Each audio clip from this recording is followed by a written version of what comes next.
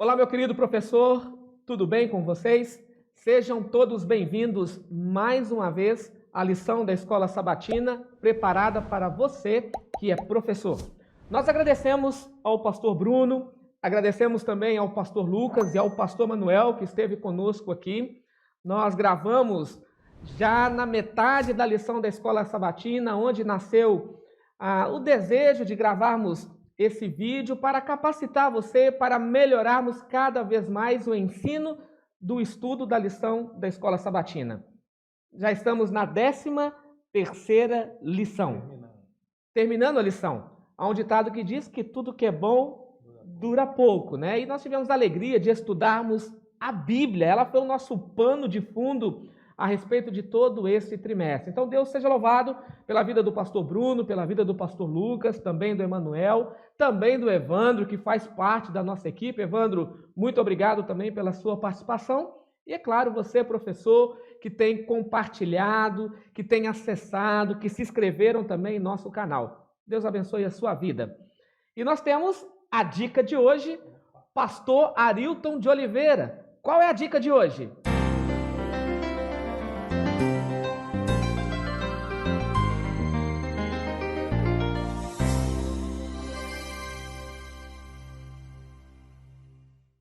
O conceito de ideia central mantém os fatos unidos em um todo. É como os tijolos organizados para formar uma casa, ou seja, existe lógica e objetivo na forma como os assuntos são abordados. Alguns exemplos de ideias centrais abordados em lições da Escola Sabatina são a natureza de Deus, a natureza do homem, o problema do pecado, a salvação, a criação. Por este motivo, o professor deve apresentar da forma mais clara e interessante possível os fatos que formarão o cerne do que deve ser aprendido pelos alunos. Não estamos oferecendo somente informações, estamos ajudando vidas a serem transformadas. Por isso, nenhum professor da Escola Sabatina deve conformar-se em ser o passador de lição. Professor, a dica de hoje é: não apresente somente informação ou os pontos marginais. Apresente o bolo, sem separar dele o seu recheio. Obrigado, pastor Arilton de Oliveira, pela dica de hoje. Com certeza, algo que vai acrescentar muito no ministério de cada professor. Lembrando você que cada uma dessa dica, ela se encontra neste livro, 52 dicas para a Escola Sabatina. Se você ainda não tem esse material, nos procure o seu pastor aí na sua igreja, para que você também possa ter acesso a este material. E falando em material, dia 23 de agosto, agora, nós temos um evento de extrema importância para toda a nossa união. Opa, que evento é esse? Rapaz, Maná, hein? Projeto Maná, você tem que participar. E você vai também falar para todos os seus alunos poder estar junto nesse programa aí de assinatura da lição da Escola Sabatina. E pastor Bruno, eu faço 3 assinaturas da lição, quantas que eu ganho? Ô, pastor Lucas, se você fizer 3 assinaturas, você ganha mais uma. Ótimo! Dia 23 de agosto, 8 horas da manhã, às 20 horas, online e também pelo WhatsApp da nossa associação e assim também como da nossa Casa Publicadora Brasileira. Prepare-se, que Deus abençoe você, para que todos nós possamos ter o nosso alimento diário, o Maná, Projeto Maná 2020. Pastor, é chegado o momento de estudarmos a lição da Escola Sabatina e nós não podemos entrar num momento tão solene como esse sem convidar o autor da Bíblia a participar conosco. Vamos orar? Pastor Lucas, por favor. Te rendemos graças, ó Deus, porque mais uma vez o Senhor aqui está conosco. E assim, ó Pai, sentimos a sua presença. Então, queremos mais uma vez sermos transformados e moldados pelas suas mãos. E queremos, ó Pai, também que essa mensagem, esse vídeo, esse conteúdo possa, sim, ir nas mãos dos nossos professores para que eles possam estar passando aos nossos alunos, para que todos possam estar preparados na pregação do teu evangelho. Esteja conosco, ao que eu lhe peço, em nome do teu filho amado Jesus. Amém. Amém. Vamos lá, o nosso verso áureo, ou verso para memorizar. Tiago, capítulo 1, verso 22. Há algumas peculiaridades a respeito da carta de Tiago. Tiago é conhecido como uma carta universal. Tiago, ele não tem um auditório específico. E esse Tiago aqui é o irmão de Jesus Cristo. Esse é o Tiago. Tiago tornou-se um líder da igreja, ele aparece ali em Atos capítulo 15, né? Em uma comissão, onde eles têm ali um posicionamento como que os cristãos não judeus seriam inseridos no cristianismo. Um outro detalhe com respeito à carta de Tiago foi o primeiro livro a ser escrito no Novo Testamento. Nós acreditamos que é Mateus, porque está ali, alguns falam que é Marcos. Marcos foi o primeiro dos evangelhos. Mas o primeiro livro a ser escrito no Novo Testamento é a carta de Tiago. E Tiago, ele trabalha com o evangelho relacional. O objetivo de Tiago é pegar o Sermão do Monte, que cobre o capítulo 5, 6 e 7 do Evangelho de São Mateus, e ele coloca, então, de uma maneira prática. Então, qual é o resumo do livro de Tiago ou a carta de Tiago? Não basta ler, não basta conhecer, se você não praticar. Não basta. E aí o verso para memorizar diz assim: tornai-vos, pois, praticantes da palavra, e não somente ouvintes, enganando-vos a vós mesmos. Vamos lá. Todos os feriados que temos aí, algumas segunda-feiras também, que é a folga pastoral, nós gostamos de praticar exercícios físicos, gostamos de caminhadas. Eu retiro mais ou menos aí 1h30, 2 horas, quase todos os dias, para dedicar aí, para cuidar também da minha saúde. Isso é de extrema importância. Mas eu comprei uma revista na banca de jornal, e essa revista, ela fala aí dos homens mais fortes do mundo. E aquilo me chamou a atenção, porque tamanho eu já não tenho. Eu me sinto aqui um anãozinho aqui no meio de vocês dois, né? Eu tenho 1,62 m. E eu penso, eu quero ficar pelo menos forte, né? Gordo não, eu quero ficar forte. Então, o pastor Lucas e o pastor Bruno, eu peguei essa revista e eu sublinhei ela toda. Estou quase acabando. E eu acredito que quando eu terminar a leitura desta revista, eu vou me tornar um dos homens mais fortes deste mundo. O que vocês acham? Pastor, eu acho que... Eu quero fazer uma pergunta. Está conseguindo, só lendo, se tornar um homem forte? Só lendo. Não, eu não acabei de ler ainda. Eu acho que a sua impressão é só impressão, pastor. Porque ler é muito importante. Mas se você não colocar na prática, aí fica difícil, né, pastor? É justamente o que Tiago está dizendo. Não adianta eu conhecer, não adianta eu ler, se eu não pratico. Então, o que Tiago está nos convidando é sair do papel para o dia a dia. Para o dia a dia, para a prática. Alguém diz por aí que o diabo não tem medo de uma Bíblia empoeirada. Ele não tem medo. Esse livro fechado, ele não tem poder nenhum. Poder nenhum. E a lição da Escola Sabatina, ela deixou muito claro isso para nós no decorrer de toda a semana.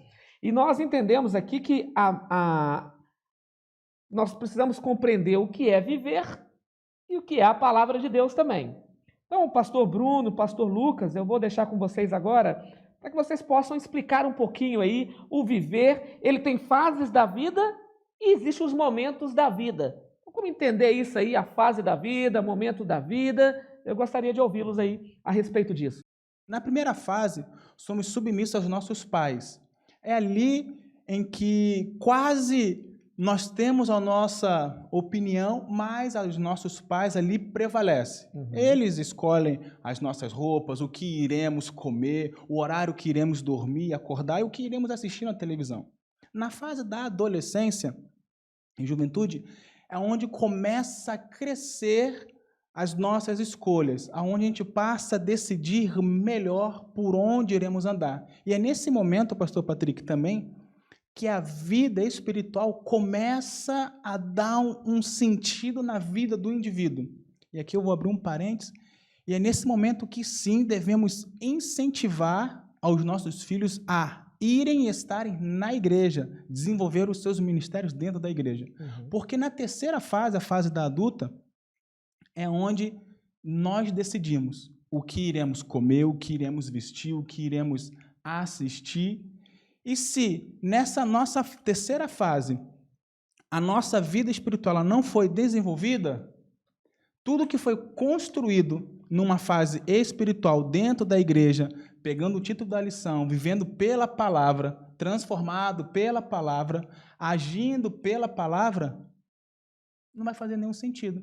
A transformação a qual a lição ela trabalha, saindo de uma teoria e indo para a prática, na nossa vida adulta, ela não vai exercer nenhuma força, porque ela foi mal trabalhada, mal exercida. E aí tem momentos da nossa vida também que eu deixo para o meu pastor Bruno. Os momentos é uma parte muito legal aí, o pastor Lucas deu essa introdução da fase, porque inicialmente a nossa vida a gente não tem muita consciência do que a gente está vivendo, desde a fase infantil. Aí, à medida que a gente vai amadurecendo, a gente já consegue fazer algumas críticas. E aí é que entra o momento. Por quê? O momento ele se baseia mais ou menos naquela pergunta assim: se você não tivesse dinheiro, mas tivesse momentos, quantos momentos você teria no banco? Na sua conta de banco, quantos momentos você teria? Então, o momento é aquele episódio da vida onde a pessoa aprendeu alguma coisa. Vamos dar alguns exemplos de personagens bíblicos aqui, para a gente poder ser mais didático? Vamos sim. Então, vamos lá. Vamos falar de Moisés. Que momento você acha que foi marcante na vida de Moisés? Bom, existem muitas respostas, né? Pode ser a sarça, pode ser Mar Mar Vermelho, receber as tábuas da lei. Nossa, ele tem vários momentos marcantes. Então, de repente... Construção do santuário, né? Ele recebendo as instruções para construir o santuário. O próprio Deus, como seria. Moisés, ele tem vários momentos marcantes. Esses momentos, eles vão dar toda a base para que, se hoje Moisés estivesse aqui com a gente, ele ia olhar para o pastor Lucas, pastor Patrick e a mim e falar: pessoal, eu quero dar um conselho para vocês. Se isso acontecer na sua vida, é assim, assim, assado. Por quê? Porque Moisés teve as suas oportunidades e ele aproveitou. Jonas teve a sua oportunidade, ele não quis aproveitar, Deus insistiu e aí ele aproveitou a oportunidade. O conselho de Jonas seria diferente do conselho de Moisés. Sansão também teve as suas oportunidades, ele usou mais ou menos, né? Momento sim, momento não, até que finalmente ele perdeu ali todas as bênçãos de Deus, mas ele aprendeu muita coisa na vida, e aí ele também pode nos ensinar. Os momentos, eles são uma espécie de aprendizado, porque no meio de vitórias também existem o quê? As desilusões, né? As derrotas. Os momentos eles podem nos fortalecer, mas também eles podem nos enfraquecer, né? E essa parte é a parte onde a gente pode se lembrar também de personagens não bíblicos, mas que escolheram, como o título da lição diz, viver pela palavra, né?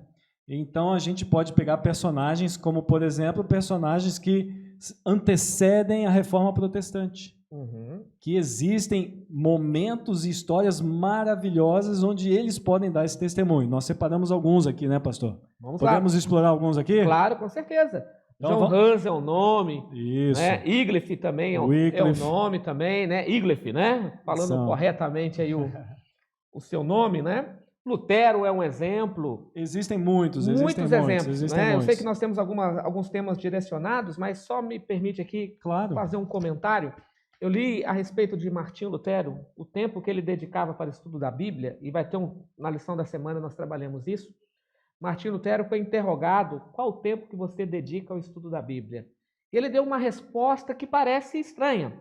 Ele diz assim: se me concedesse 8 horas para cortar uma árvore, eu gastaria 7 horas afiando o machado e 1 hora para executar. Ou seja, eu prefiro me dedicar no conhecimento, no preparo, para depois colocar em prática, né? Então, são exemplos. Mas diga lá, Wycliffe, o que nós podemos aprender a respeito desse homem, pastor Bruno?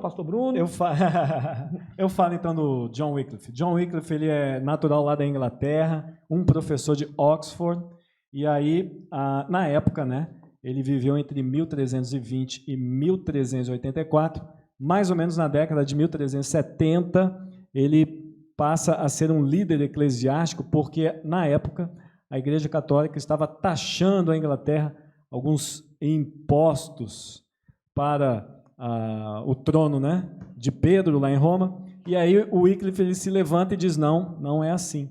E a parte legal de Wycliffe é que ele escreve algumas obras, né? Provavelmente a sua primeira obra, que em latim seria Sermones, ele diz que ele ficou maravilhado ao ler a Bíblia. Parece muito estranho, né? Mas é que naquela época o acesso à Bíblia era um pouquinho mais restrito. Justamente. E ele ficou muito feliz, seus olhos se abriram para a leitura da Bíblia, e ele começa a ir contra essa taxação eclesiástica. Ele diz que a igreja, quando procura dinheiro, ela procura o poder, e quanto menos dinheiro, mais espiritual é a vida da igreja. Então ele estava dizendo que a igreja não era espiritual. Ele ataca uma doutrina católica, que é a doutrina da transubstanciação. Ele diz que a autoridade não está na igreja, mas nas escrituras. E o verdadeiro líder, no caso ele se referia ao Papa, ele segue os exemplos de Cristo, cujo governo não é desse mundo. Então, ele foi literalmente contra. Mas ele é um exemplo para dizer que todos esses pontos que eu coloquei aqui, ele viveu pela palavra. Porque ele se baseou naquilo que está escrito. E John Hus? John Hus era um discípulo, né, de John Wycliffe, aqui como eu sou do pastor Bruno, né? Hoje eu estou na função aqui de estar acompanhando o pastor Bruno. Não sei se os professores nossos têm conhecimento disso. Uhum. Então, John Hus, né? Sim. Ele, como um discípulo, ele batia também com uma coerência no que John Wycliffe também falava sobre ele.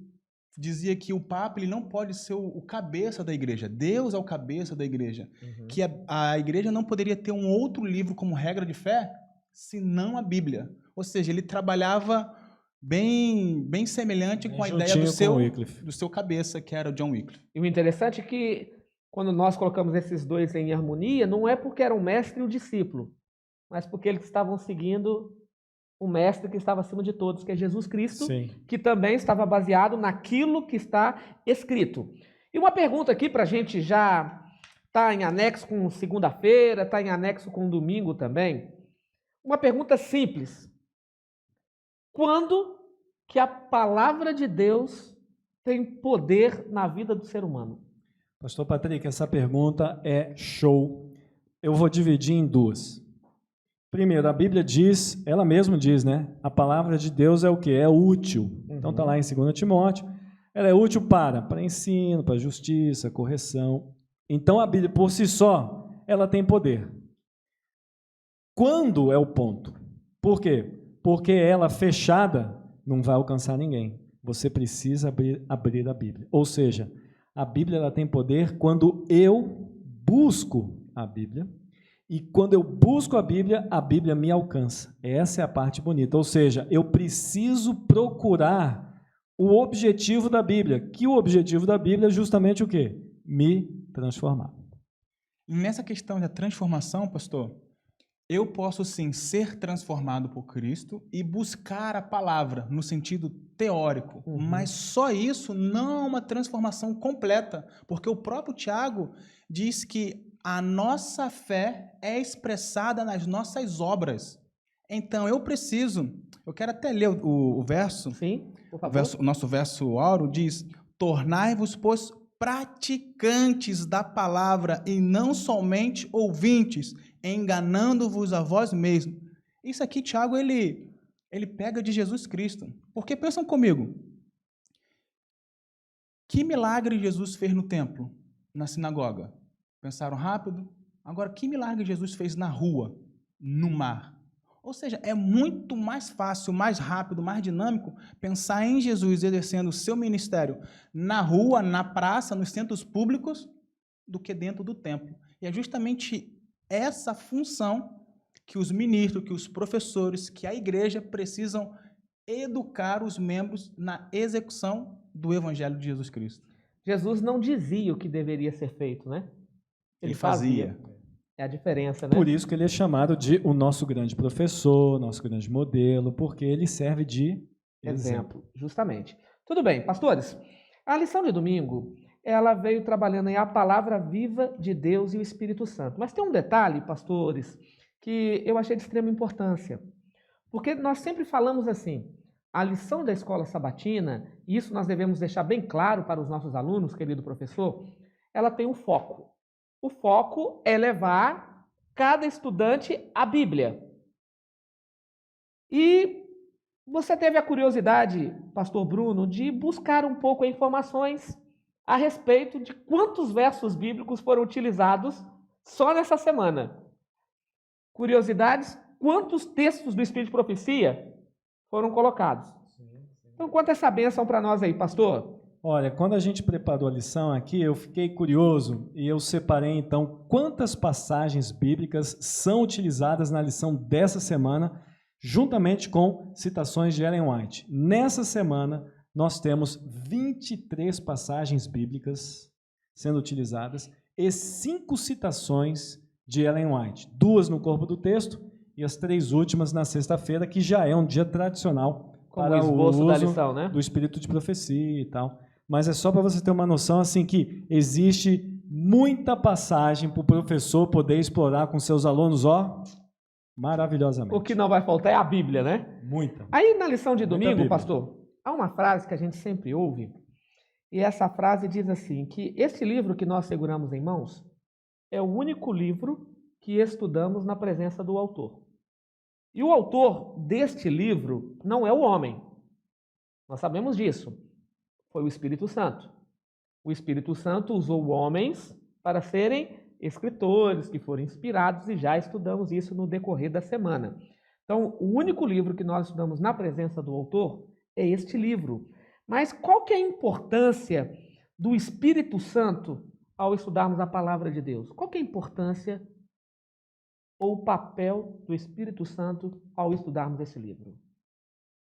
Pastor, com a consequência do pecado, a nossa natureza humana ela se distanciou de Deus.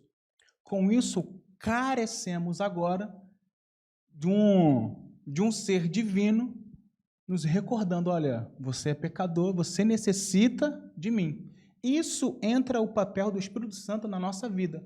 Por isso que a igreja, as meditações, o estudo da lição, ela sempre bate, olha, acorda, ora, tenha sua comunhão, antes de dormir, acorde, ora, tenha sua comunhão, porque é somente mediante ao poder do Espírito Santo que iremos reconhecer que carecemos de uma graça que nos foi dada de graça.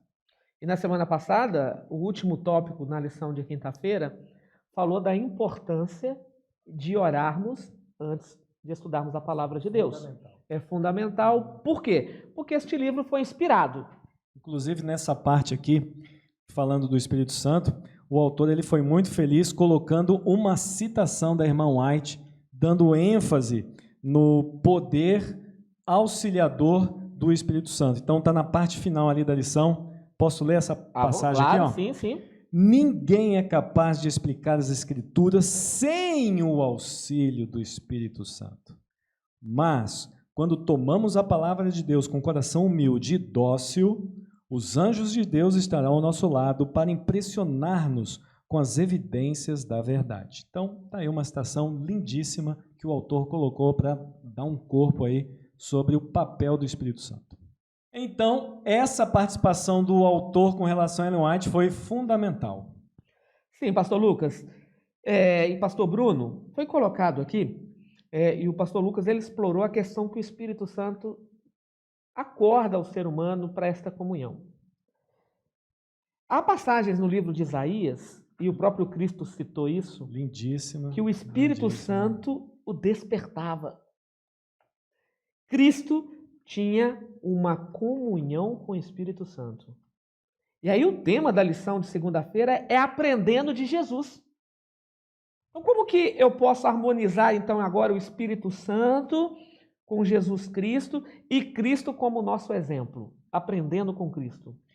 Bom, essa pergunta é muito legal porque segunda e terça-feira elas são linkadas, elas vão falar de Jesus.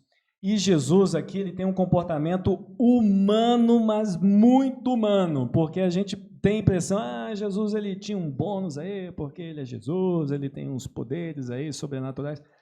Mas quando você lê a Bíblia e vai para a lição aqui, o autor ele está sendo bem categórico.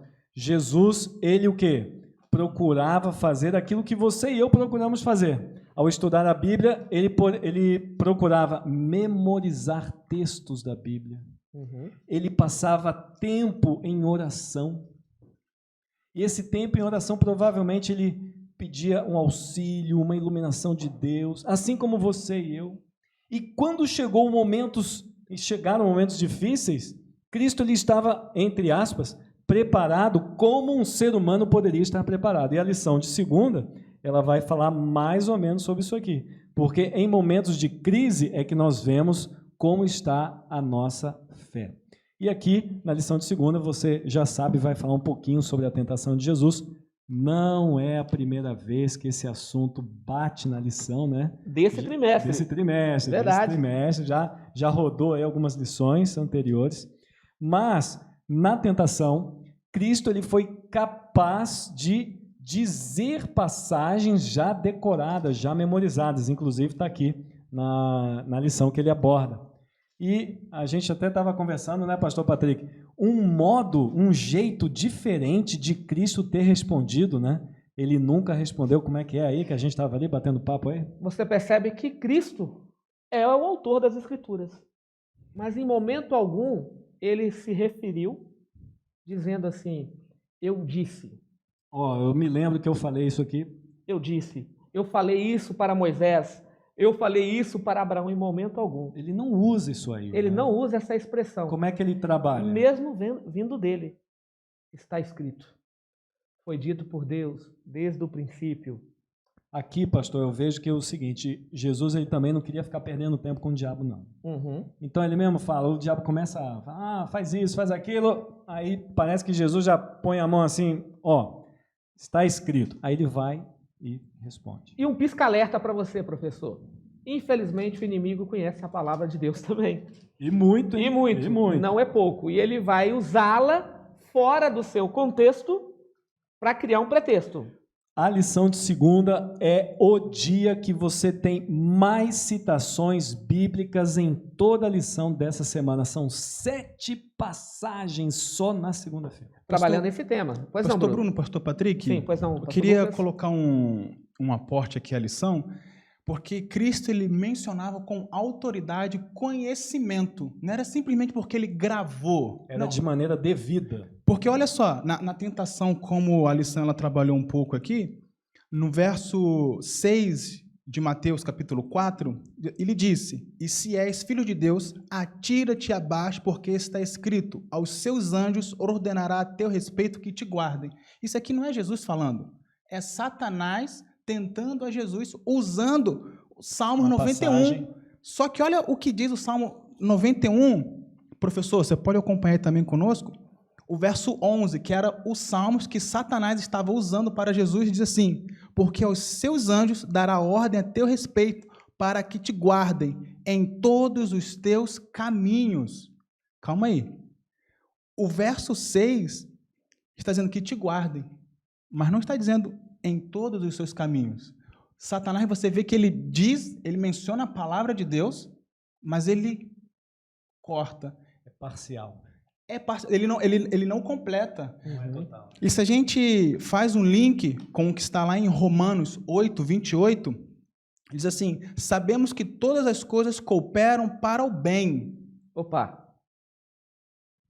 Que bênção, né? Todas as coisas cooperam para o bem. Uma maravilha. Maravilha. Mas de quem? Para o bem daqueles que amam a Deus, daqueles que são chamados segundo o seu propósito. Ou seja, pastor, para eu entender o bem que Deus quer fazer na minha vida, eu preciso entender o propósito de Deus. E eu só consigo entender o propósito de Deus se eu colocar o meu pé na água. Se eu acreditar que na sexta-feira o maná, ele vem dobrado. Porque se hoje conhecemos as histórias dos nossos profetas, foram porque eles acreditaram num propósito que Deus havia desenhado para eles. Cristo sabia do seu propósito? Sabia. Agora, interessante. Todas as coisas cooperam para o bem daqueles que amam a Deus. Quem ama a Deus? O próprio Cristo responde em João 15, se me amais, Guardarei. guardarei os meus mandamentos, né? Então, Essa é uma 14, parte- verso 15, né? Perdão, capítulo 14, verso 15. Então, você percebe, me desculpa ter interrompido você, você percebe que é condicional. Então, muitas vezes nós queremos usar um texto, uma promessa, tirando que ela tem uma condição. Por exemplo, o diabo na tentação com Cristo, ele inicia o diálogo com uma conjunção condicional. Se, né? O se. Mas há 40 dias atrás, Cristo havia sido batizado. E no batismo de Cristo, o céu se abriu. E a voz do Pai dizia o quê? Este é meu filho amado. Então, Cristo estava preso no assim, diz o Senhor. A segunda vez, um si. A terceira vez, um si novamente. Então, Cristo, ele relacionou o texto com o texto. Ele trouxe o texto para dentro do seu contexto, né?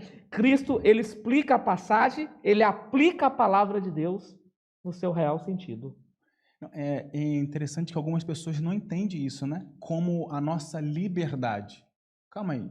Se hoje nós somos livres, é porque alguém nos deu essa liberdade.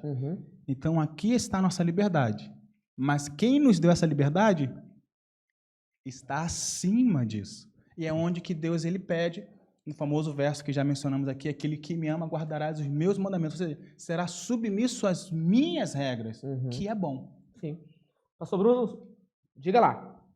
Vamos lá. Na parte de terça-feira, que está em total conexão com segunda, porque segunda e terça vai falar de Jesus aqui, então a gente pode até falar que é meio que a cereja aqui, segunda e terça.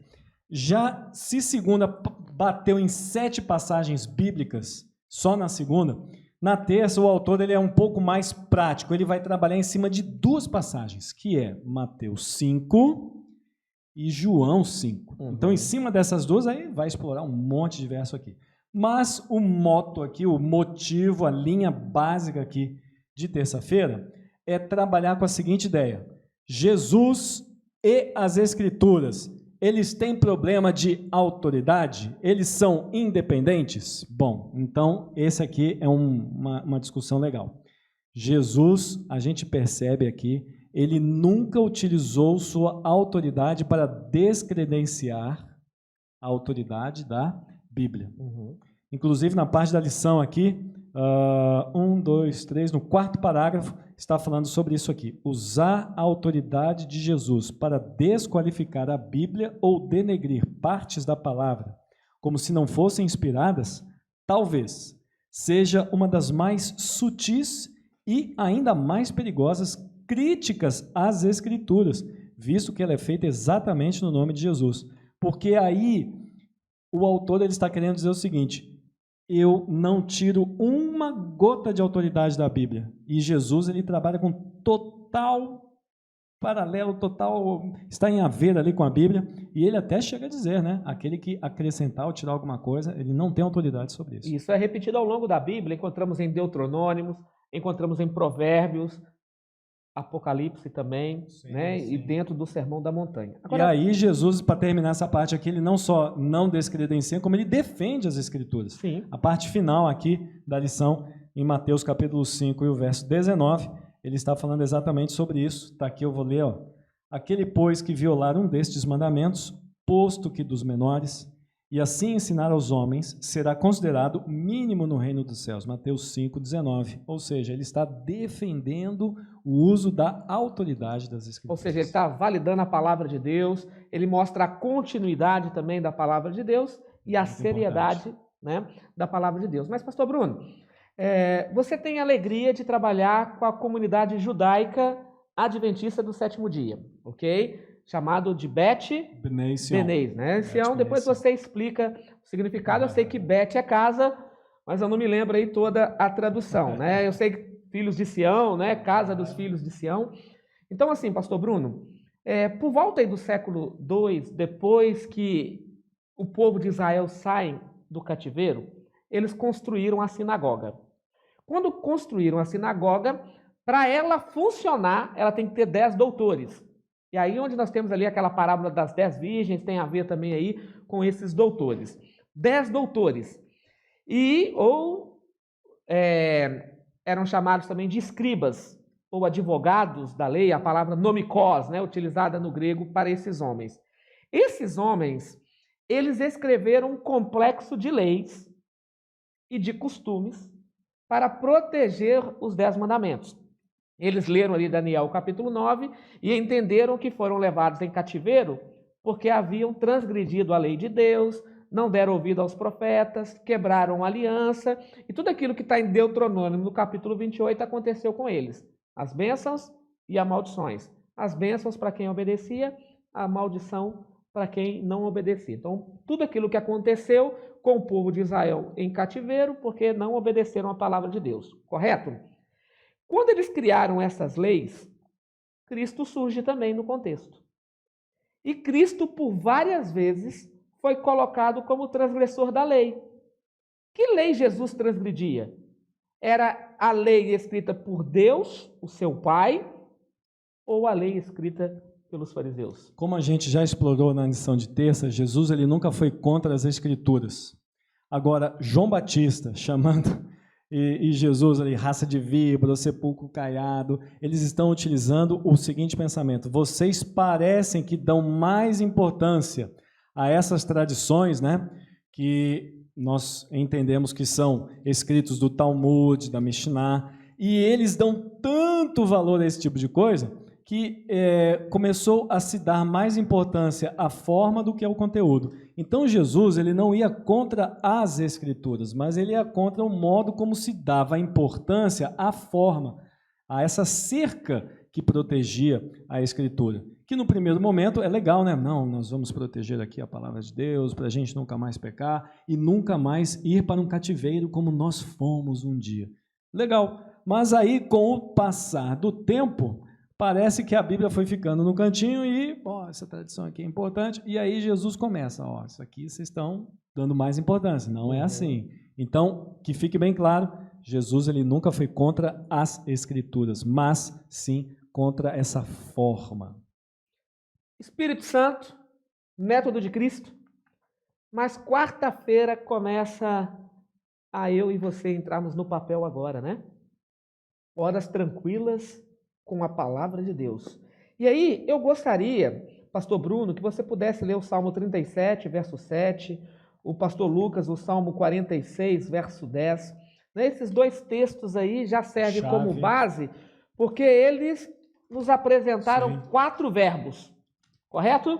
3 verbos, pastor. 3 verbos, 3 né? verbos aqui, Perdão, nós separamos nós aqui. encontramos 3 verbos, né? Sim. Eu encontrei mais um aqui, mas vamos explorar 3, ok? Beleza. Nós temos 3 verbos aqui que vamos explorar, então, na lição. Então, vamos lá. O Salmo 37, verso 7, ficou com o pastor Bruno? Comigo. Vamos lá. 37, 7. Descansa no Senhor e espera nele. Não te irrites por causa do homem que prospera em seu caminho, por causa do que leva a cabo seus maus desígnios. Então, verbo-chave? Descansar. Já vamos explorá-lo aí, então. Pastor Lucas? Salmos 46, verso 10. Aqueitai-vos e saibei que eu sou Deus, sou exaltado entre as nações, sou exaltado na terra. O verbo? Aquietar, né? Aquietar. Vamos lá, então. Vamos trabalhar com esses 2 aqui. Tem mais um também, que é o confiar. Sim. Não sei se foi esse que você achou aí. Peguei outro aqui, o esperar. O esperar e tem o confiar, ok? E aí vamos lá, então, para chegarmos aí à lição de quinta-feira também, para finalizarmos aqui o nosso assunto, que tem a ver com memória e canção, né, alegria. Vamos lá, pastor. O verbo descansar. Essa parte lembra até a criação, né?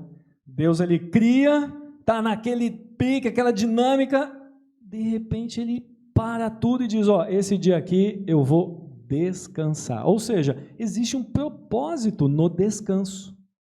No caso da criação, o propósito é o quê? É que o homem e a mulher, eles parem de se preocupar com os seus afazeres e passem a se relacionar com Deus. E aqui, da mesma maneira, o autor está tentando trazer para a gente a ideia de que vamos descansar, vamos aproveitar esse momento para nos aproximar de Deus. Afinal, Deus quer se aproximar da gente, mas se a gente não se aproximar de Deus, fica difícil.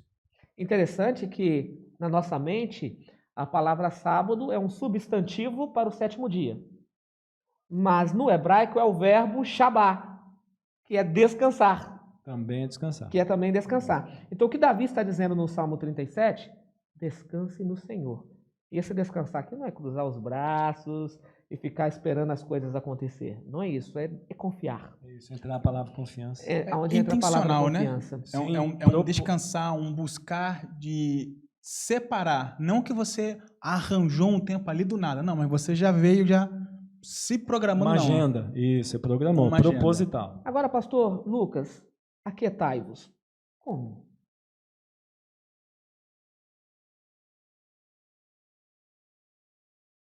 Pastor, se Deus ele pediu para aquietar, é porque estamos agitados.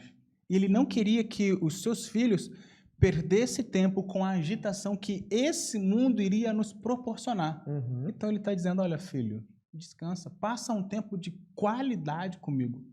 Reserve, como o pastor Bruno disse, cria uma agenda para você separar um momento de eu acalmar o seu coração, para que eu possa conversar com você. Não é você pegar ali um dia agitado que a sua esposa chegou, o seu filho está correndo, e às vezes você vai ali para um canto, você sabe que não está você não vai ter tempo.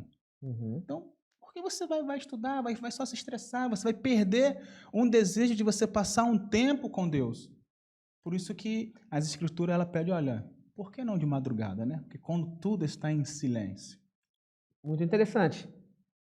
Vivemos num dia a dia corrido, parece que 24 horas é pouco, né, para colocarmos tudo em ordem.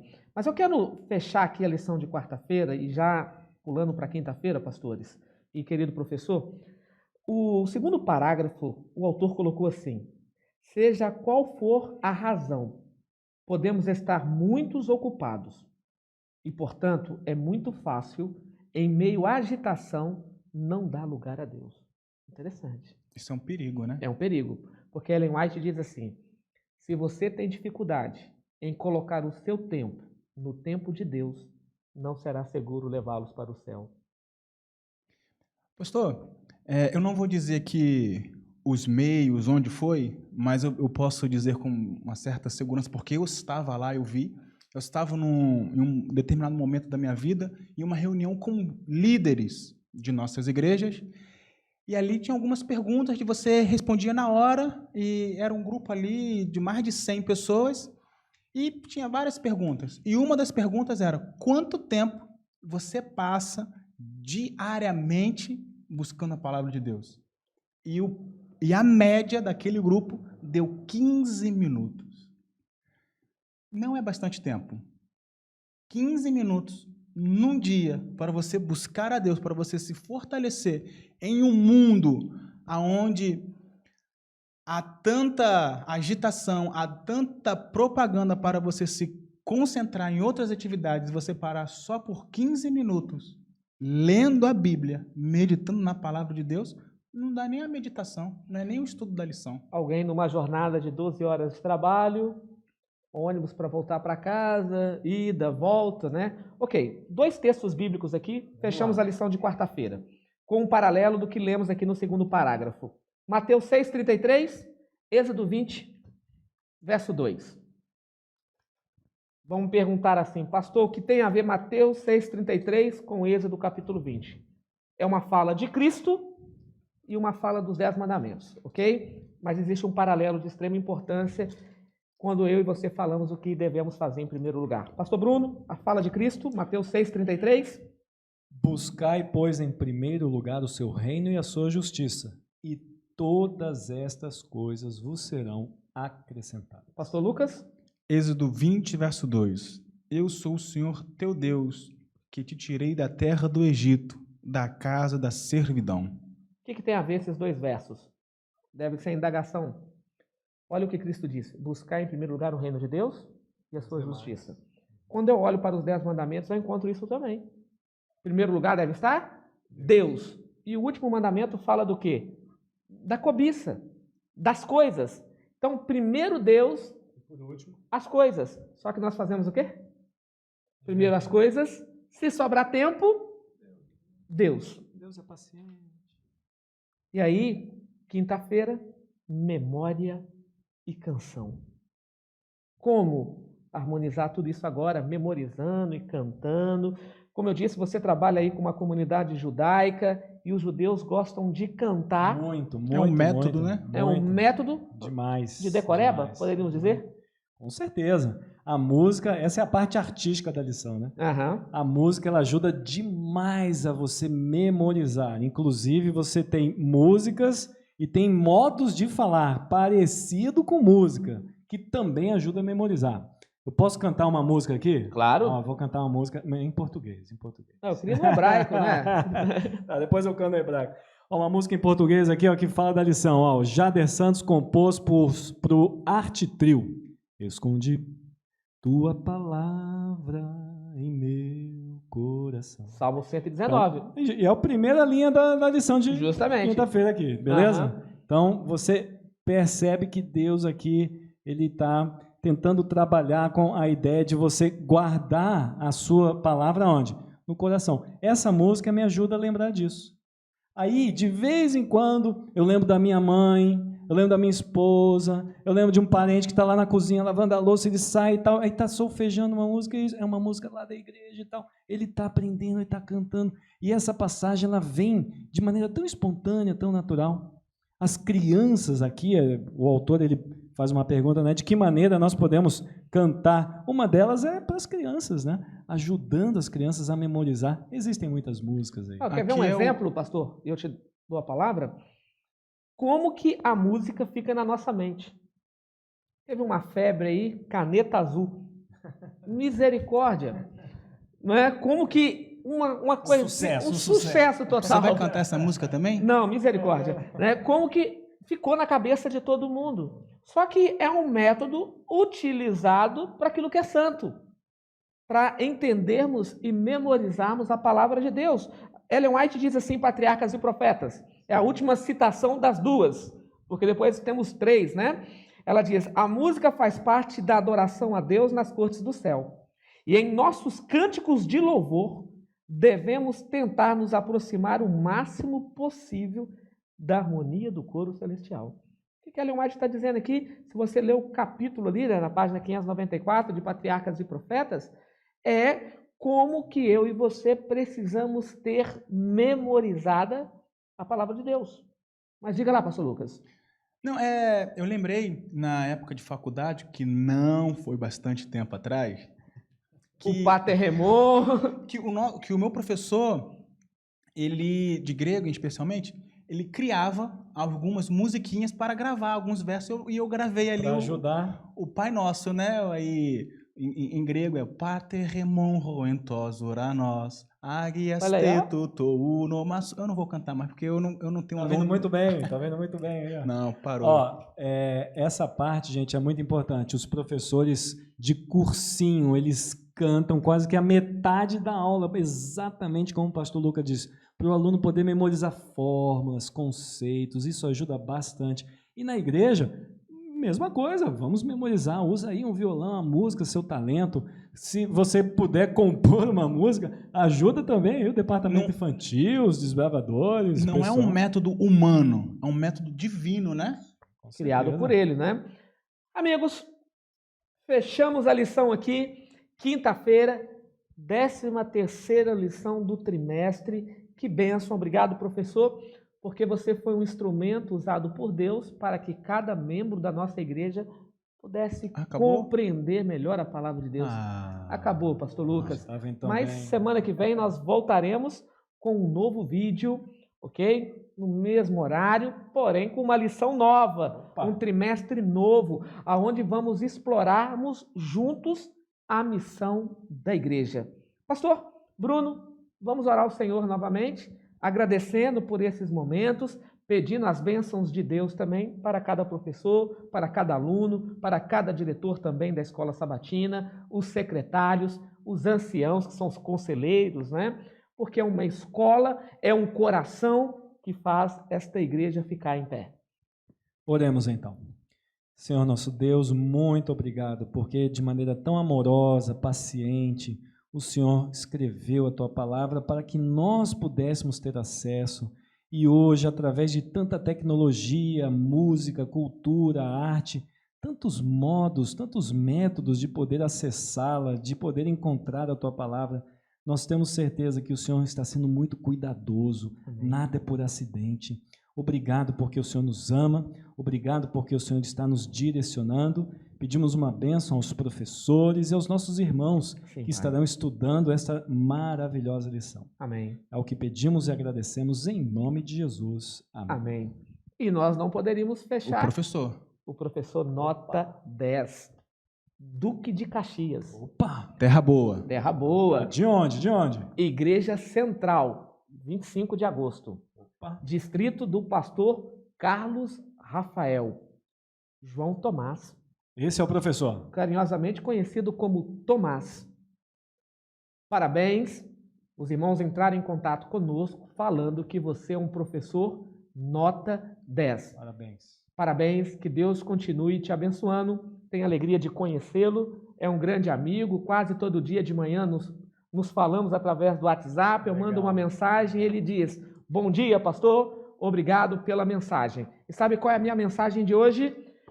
Eu estudo a lição da Escola Sabatina. E você?